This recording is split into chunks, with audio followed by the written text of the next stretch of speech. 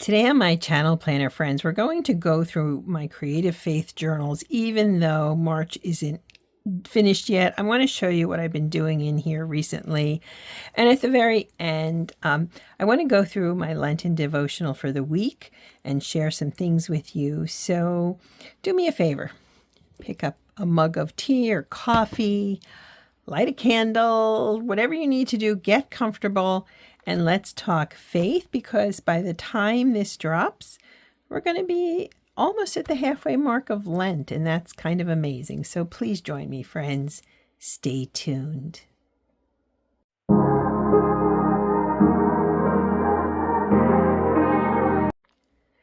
Hello, planner friends, faith friends. Welcome to my channel.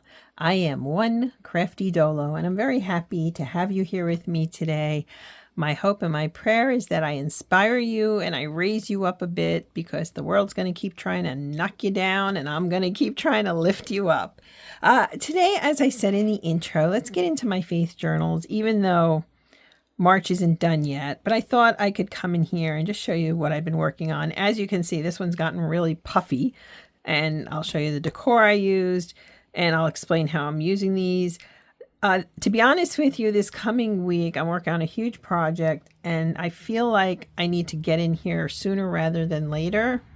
In terms, I may even, if I have time, I'll show you I may do this coming week in this journal, like Sunday. I'll see. But I've got a big project, and I'm, life, work, etc. So let me explain what these are and how I'm using them. And if you're new, on Sundays on my channel, it's always about Jesus, faith studies, journaling, prayer journaling, Bible study, and I always have a nice good hot mug of tea. Today it's Tetley British Blend, which is one of my favorites. Alrighty, so I have two faith journals. One thing I realized when I was going through faith studies for Lent from previous years is it kind of reminded myself, I used to do two studies a year. I had a book, and then I had some daily Grace Coast studies. This year I'm doing one study, which is a book, The Love Stories of the Bible Speak, and that's been going really well. I'll have to, maybe next week I'll show you, catch you up in that. But I decided to do a faith journal in here, and then I picked up a second one. Why? Why did I do this? That's a good question. I just wanted to grow my faith in a different way, maybe, and to express it a little more creatively. Now I have to redo some of this because it's decorated for winter. These are two of my favorite verses. Psalm 139:14. I praise you, for I am fearfully and wonderfully made. And Luke 12:7. Why, even the hairs of your head are all numbered. Fear not. You are of more value than many sparrows. They're similar sentiments expressed differently. I have this pretty kind of snowflake vellum here. This is wintry, so I am going to have to get in here and redo some things, but not today. I don't have it in me today. So I decided that I needed to really put my faith into action. So that's what this is about. And I've gone to different meetings. I've done some charity work. This week I didn't do anything, and I don't know why. It happens, right? And then I've started to really work on writing and saying to myself, how am I bringing my faith? How am I practicing it? How's that? How am I practicing my faith? So whether it's videos, I do plan videos out in another planner, but I felt like this space, I just needed another space. I don't know if that makes any sense to anybody but me, but you know what? That's okay. You be you, I'll be me. And so this journal, incidentally, this is just a Happy Planner Mini. I got it on sale because it started in June. And I think I picked it up in the fall or something. And I added discs from a classic size planner that I already had. I didn't buy anything. So here we have Ash Wednesday. Been working on Lenten devotionals, and I really love them. I love them a lot. So I'm just trying to, I shared my Pisa experience. It was really quite something. It still makes me kind of I get chills thinking about it, where I felt God's presence. And then here we have Sunday the 23rd. So as you can see, I haven't written anything down next week. I think what I'll be focused on mostly is the devotional, because as I said, I have a work project to do that's like huge, right? And so my time is really going to be crunched this week, unfortunately. You know what? We work because we have to work. Then we retire, and it's really hard sometimes to think of it that way, that you're going. But Easter is coming, and I'm excited for that, and I love this space. And, you know, all I'm doing in here, sometimes I stamp, sometimes I use just stickers and markers. You could just take Bible verses. You could just write something in here like, "Good morning, God," or, you know, "I'm anxious today." I deal with anxiety. I am not anxious today, but I could write, "I am anxious today, God. I need to remind myself," or write, you know, that you're present. Or I could write Luke 12:7 again, or I can write Matthew 6:34. "Sufficient for the day is its own trouble," right? "Why are you worried?" Those are verses I carry with me.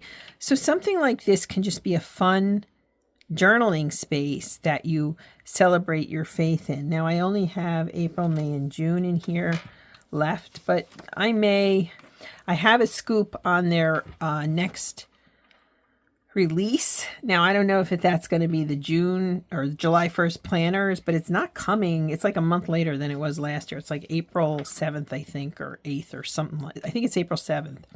So what I did back here is I just created notes, and I write different notes in here, and just for my writing. Sometimes I write in other spots, but this has been a really great spot to write devotionals in. And I don't know, I just love this space, and I'm glad this was an inexpensive. First off, I love these. Anything with the girls on there. Used to be the squad girls. I don't even know what they call them anymore. So anything like that, I'm in.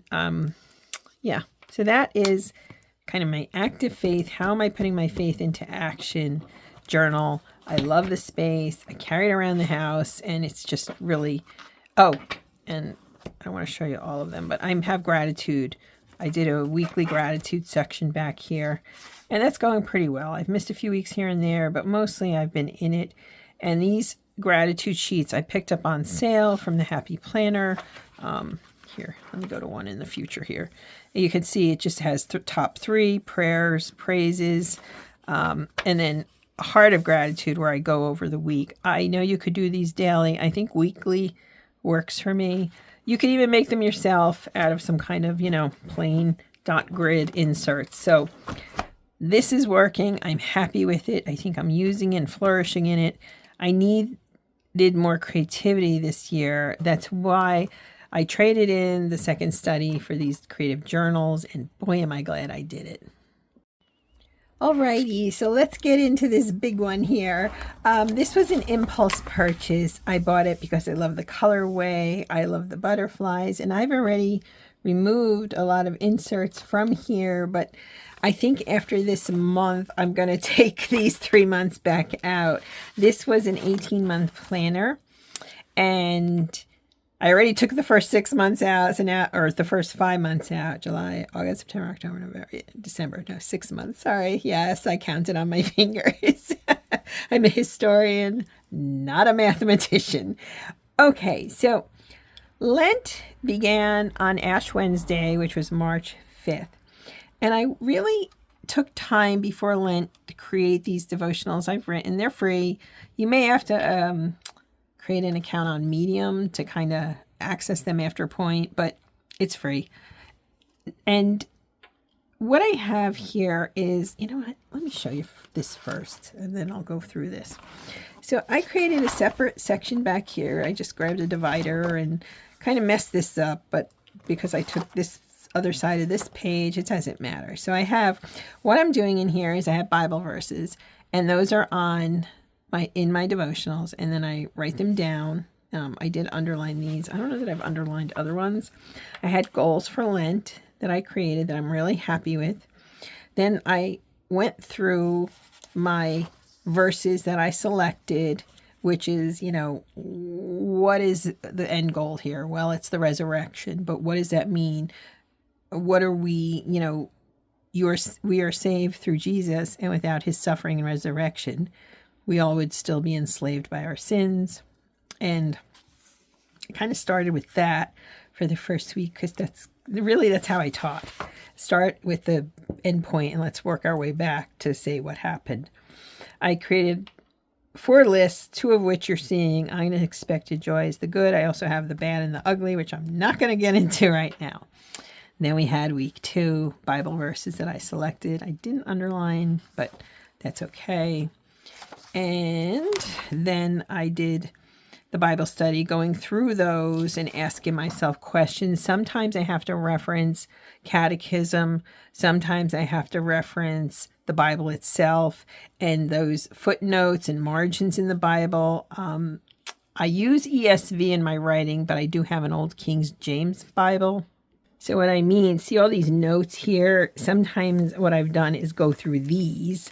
I call them footnotes just because I was an academic, but that's what they are really. You have a number and you go to it. So I've been using some online catechism sites, not Wikipedia.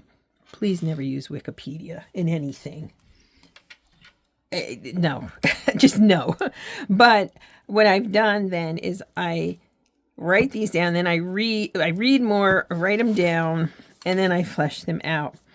This week I didn't write in the devotional the verses from Mark, and I'll explain what I did here. But then I did my study about the transfiguration of Jesus and how it equals hope, and how, in my case, I am Lutheran, so I looked at some of Martin Luther's writings, and he equates the transfiguration of Jesus on the mountaintop. Elijah and Moses appear with him before 3 of the disciples. Peter, oh good Lord, I should know this, right? I mean, really, I'm drawing a blank here. It's Peter, James, and John. It's in here somewhere. There it is. Okay, good. I did remember. But what I wanted to see in this is what about me? Where am I in this? And the transfiguration is the revelation of the divine nature of Jesus. Martin Luther taught that it shows us the promise of life in the ever after, thereafter we die. However, suffering as humans is part of our journey, just as it was part of Jesus's journey. And do you know, people, I don't do this. Rarely do I do this. The why me syndrome people, you know those people. Why me? Why has this happened? Why always is it me? Why me? We all do that on some level. It always seems there's always someone else that that seems to have it better, easier, seamless, happier, fill in the blanks. But it's not true. Okay? Because you don't know what's in their heart and what they're experiencing. And the comparison trap is something I think the world pushes us towards to make us unhappy with ourselves. I really do. And so the transfiguration is hope to look at dying differently, but it's also hope that in our suffering, we will be healed. We will be looked after. We're not alone in this. And I have to be honest with you. I've done lots of studies. This is my 4th full year doing Bible studies now. I'm in my 4th year here. I'm trying to think of how I want to phrase it. I still find things revelatory. I still find the impact of this season. I'm always learning something new. And I feel very strongly that when you're not learning, you're not growing. When you're not growing, well, then you're stagnating. When you're stagnating, that's no good. No. So going through Luther's writings for me, and you can go through whatever denomination you are, or if you're not, if it's, whatever you are, and find what's being taught. And the fact that Luther is saying, look, Jesus had a really hard road here, and he faced it steadfastly, and that's what we need to keep in mind. You can't get to the resurrection without Lent. You can't get to resurrection without the suffering. And the transfiguration, he appears in white, and he's dazzling white. All right. And Moses is there, Elijah's there. It's a sign from God that he's fulfilling his covenant through his son. And that's pretty powerful, friends. No, that's really powerful. So let me show you how I've been doing this in here. I may bring you in a little different angle so you can see better. I got to tell you, every time I film, my road out front that way turns into like a freeway, and I don't know why. I live in the country, but okay. All right. So I took the verses I wrote from Romans, and I applied them here now. Minute from my deco. These are boxes from Mojo Jojo Plans. These little flowers are Dollar Tree. These two and these were from things my mom had sent me a while ago, so I'm finally using some of those up. And I remind myself here with Ash Wednesday, Lent is a time to grow closer to God and Jesus. And I love this idea that, do you not know, Romans 3:3, do you not know that all of us who have been baptized into Christ, or Jesus, were baptized into his death, meaning we're here for the whole thing. We're not just here for the good parts, okay? Because Jesus is good news. He brings us light. He brings us forgiveness. But we got to walk this way through him. And I think that's really, really important. Romans 3:4, while we were buried, therefore, with him by baptism into death, in order that, just as Christ was raised from the dead by the glory of the Father, we too might walk in the newness of life. I love that. That's turned out to be one of my favorite verses that I didn't know much about. I feel so much better. So what I did the second week, just to show you, sometimes I change things. I use one, because the Gospels have multiple takes on these. So this one, I use the same verses. For the second week, hold on. I wrote about Matthew, from Matthew 4. And, right? That was what I was writing about. And this is about Jesus in the wilderness and the temptation of Jesus. In here, I decided to do it differently and wrote the other version that appears in Luke. So I have two versions, one of which I wrote for the devotional, but here I wanted to do Luke's version, which is very, very detailed. Mark has this super small blurb about it, really small, but this is about his temptation, and this is, I would suggest, look up Luke's version, Luke 4. It's really something, and it's really, it's just a lot. And I love this one from Luke 4:12. And Jesus answered him, "It is said, you shall not put the Lord your God to the test." So he's hungry. He's been fasting for 40 days. The devil appears. The devil's quoting scripture, and Jesus will not succumb. He answers him. He again, I talked about this, about being weakened, and that's when the devil comes in. Quick word on the deco. These were from my mom. These are Dollar Tree. These fancy flowers are old ones. I think they're from Recollections. They're old. I've had them for years. And finally, this current week. Now, what I did the same thing again. In my study, I believe I used Luke, and then I have the version from Mark in the back. So I was changing it up. I'm trying to learn this from different angles. Now, give me a minute here. I'm going to geek on you. As a historian, if you read one person's event or one person's description of an event, it gives you one picture. If you read someone else's description, it gives you another picture, and sometimes fills in information that the first person didn't include for whatever reasons. Well, it's the same in the Gospels. It's the same in the Bible. If there's two depictions or more of an event, by reading the various versions, it fills in more gaps, and you increase your knowledge and understanding. And that's something, I don't know that I've done that as fully as I am this time. And so that's been a real blessing for me. Okay, and this is, again, the transfiguration, which I discussed a bit. Again, we see Luke is like super detailed. It's amazing. It's just amazing. And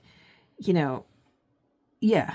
And behold, two men were talking with him, Moses and Elijah, who appeared in glory and spoke of his departure, which he was about to accomplish to Jerusalem. That's Luke 9:30 and 31. So, yeah, it's an amazing, and this is in both Mark and in Luke. From Luke 9:35, I'm quoting, "And a voice came out of the cloud saying, 'This is my son, my chosen one. Listen to him.'" And it continues, Luke 9:36, "And when the voice had spoken, Jesus was found alone. And they kept silent and told no one in those days of anything, what they had seen." It's amazing how you fill in gaps with different versions, and I really recommend that.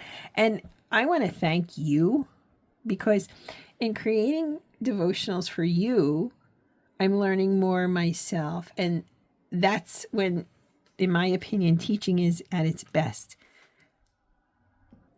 When you learn along with your students, when you're raised up.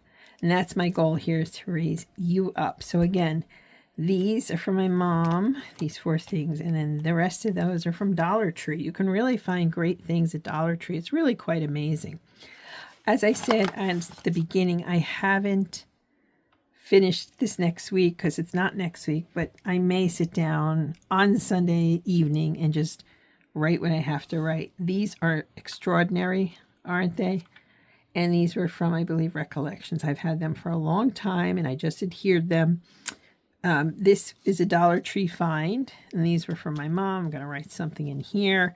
And then I just used boxes for Jojo Plans. I felt like the corners were so much, that's basically what I've been doing in this month here, is decorating corners instead of as much in the middle here. There's some here, but not a lot.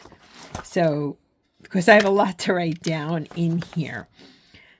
So, what are my big takeaways for you? Number 1, look in your Bible at events in the New Testament as we go through Lent, the journey of Jesus, and read the multiple synopses, read the multiple Gospels to see how they discuss them. As I said, the transfiguration, the journey into the wilderness and temptation by the devil was so short in Mark. I mean, the pastor said it, and I was like, oh my gosh, he's right. He's really right. And he likes the Gospel of Mark, I think largely because it is succinct. So go through that. I didn't have anything for that first week like that, but I have since. So that's something, and see which version shares more, see what else you can learn. And then I want you to think about it, not only in terms of the study, but in terms of your own life. For me, Lent is, and I have to do some more writing in here again. Maybe Sunday I'll do more of that. I know this will drop that day, but Lent is a time, in my opinion, to clear the deck, to come to terms with any sins or anything you've had going on in the last year, and to feel cleansed and reborn through Jesus.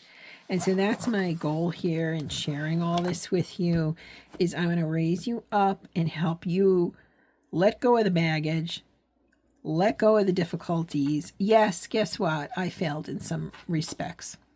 There were situations I could have handled better. Sure, check. I made mistakes. Yes, I did. But I also know that I'm loved. I'm forgiven. That Jesus came for me and for you, and that sustains me. That helps me to grow, that helps me to flourish, that helps me to put good into this world. And truth be told, that's what this little journal is about, putting good into the world. And my hope is to increase this next year and, to bring more light into the darkness. So I wish you a blessed day today. If I can pray for you, please let me know in the comments. It would be my honor and my privilege. I hope you see too, on an aside, Yes, I bought these from Mojo Jojo Plans. I don't feel her things are expensive and they last forever unless you're using them all the time, which I don't. But I want you to see something. How much of this is Dollar Tree? And it's not expensive, and you can play and you can decorate, and I do that in part because I feel, oops, it's getting hot here. I feel that it helps me to stay focused, and I like I like marrying faith and creativity. So that's kind of why I'm doing that. But you don't have to spend a fortune, please. If you're more adept than oh, wait, I got to make you laugh. See how I use these boxes, right? So I thought, oh, I can draw my own boxes. Planning with Bumble, she's great. She does boxes all the time. Mine, even though I used a ruler, mine are all wonky. I ended up covering some of them with stickers. They were so bad. Your girl here can't draw a straight line to save her life. And I accept my limitations. Anyway, thanks so much for spending Sundays with me, friends. I really appreciate you. And again, I'll be honored to pray for you. Have a blessed week, Planner and Faith friends, and go forth and be strong. Have a good day now. Bye.